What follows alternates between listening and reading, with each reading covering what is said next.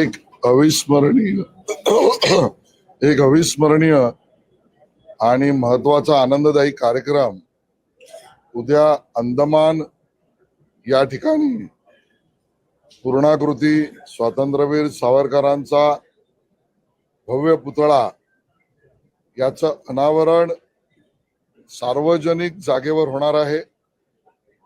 बरोबरीने ने मजसीने हे जे गीत स्वातंत्र्यवीर सावरकरांनी लिहिलं, ज्याला पंडित हृदयनाथ मंगेशकर यांनी चाल दिली, त्याला 115 वर्ष होऊन गेली।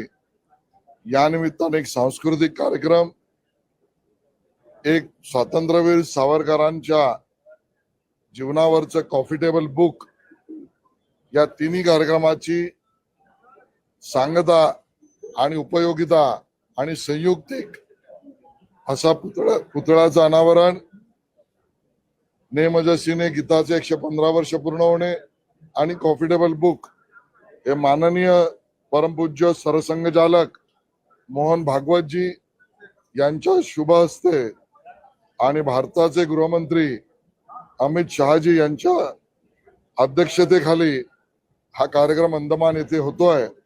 त्या कार्यक्रमात सहभागिता आणि सहयोगिता देण्याचं पुण्यकर्म मला करायला मिळालं। असा एक अविस्मरणीय कार्यक्रम की ज्या ठिकाणी पंडित हृदयनाथ मंगेशकरजी, उषा मंगेशकरजी हे मंगेशकर कुटुंब सुद्धा अंदमानला त्या ठिकाणी येणार आहे आणि ते गीत ने मजसीने हेही सादर करणार आहेत।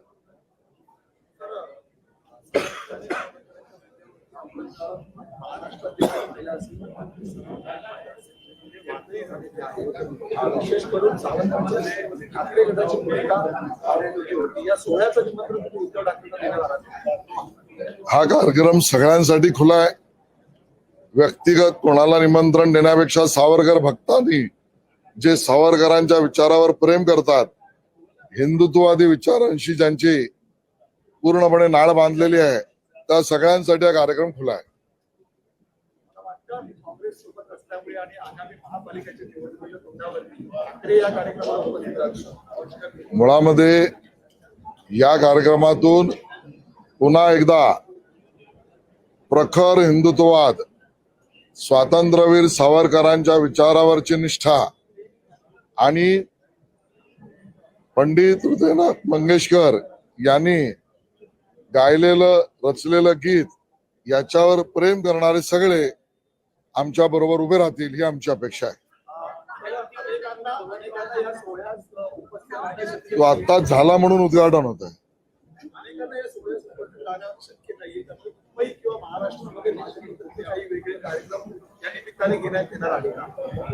स्वातंत्र्यवीर सावरकरांच्या विचारावर आणि त्यांनी दिलेल्या देशभक्तीच्या मार्गक्रमणीवर सातत्याने भारतीय जनता पार्टी कार्यक्रम करत असते आणि हा सुवर्ण योग आहे की ज्या वेळेला परमपूज्य सरसंघचालक मोहन भागवतजी बरोबर माननीय गृहमंत्री अमित शहाजी आणि मंगेशकर कुटुंब एकत्रित येत आहेत, आम्हालाही सहभागिता मिळते।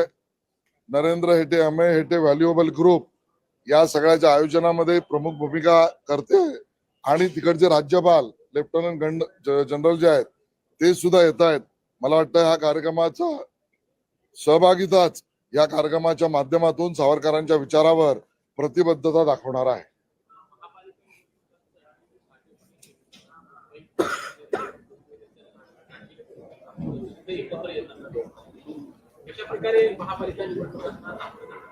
आमचंही ठरलंय, पुन्हा सांगतो आमचंही ठरलंय, महायुतीमध्ये आम्ही निवडणूक लढवणार आहोत। राज्यभरातल्या सगळ्या महानगरपालिकांच्या निवडणुकीत एकत्रित लढू, एकत्रित जिंकू आणि महाविकास आघाडीला एकत्रित पराभूत करू।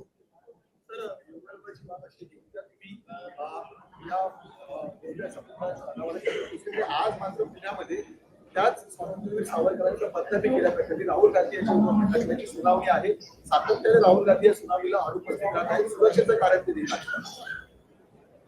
राहुल गांधी यांनी केलेलं स्वातंत्र्यवीर सावरकरांवरचं विधान अपमानजनक, बदनामीकारक, क्लेशदायक, संतापजनक, तळपायाची आग मस्तकावर नेणार आहे आणि म्हणून त्यांच्यावर चालू असलेल्या गुन्ह्यात त्यांना शिक्षाच झाली पाहिजे ही पूर्ण भारतवासियांची इच्छा आहे.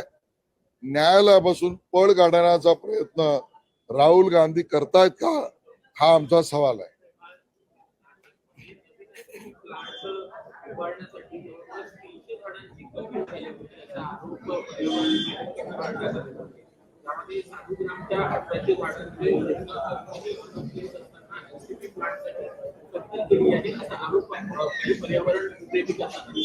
हे सरकार पर्यावरण पूरकच कार्यक्रम, योजना आणि प्रकल्प करते. हे सरकार पर्यावरणाच्या रक्षणाचीच भूमिका घेऊन काम करते. नाशिकमध्ये सुद्धा आम्ही तीच भूमिका घेऊ. शशी थरूर सरांनी पुरस्कार नाकारला कोणी शशी थरूर साहेबांनी पुरस्कार नाकारला सावरकरांचा नावाने जो दिला जाणार होता तो. त्याच्याबद्दल आपण आधी नाही, मला याची माहिती नाही, माहिती घेऊन सांगेन. सर मुंबईचे आज लोकशाहीने आज वेगवेगळी जी शौचालय आहेत सार्वजनिक शौचालय, या ठिकाणी मोठ्या प्रमाणात संसार टाकलेलं पाहायला मिळतं चित्र आहे. याची काय तुम्ही चौकशी करणार आहात? ज्या पद्धतीचं काम लोकशाहीने केलंय आणि हा मुद्दा समोर आणून दिलाय, शौचालय, सार्वजनिक शौचालय आणि त्याची उपयोगिता, यामध्ये अवैध रीतीने कोणी अन्य व्यवस्था किंवा निवास करत असेल त्यावर कडक कारवाई करण्यासंदर्भात मुंबई महानगरपालिका आयुक्तांशी मी बोलीन. लागलंच तर पोलिसांनी कारवाई करावी अशा पद्धतीची भूमिका आम्ही घेऊ आणि निर्देश सुद्धा देऊ. ठीक आहे.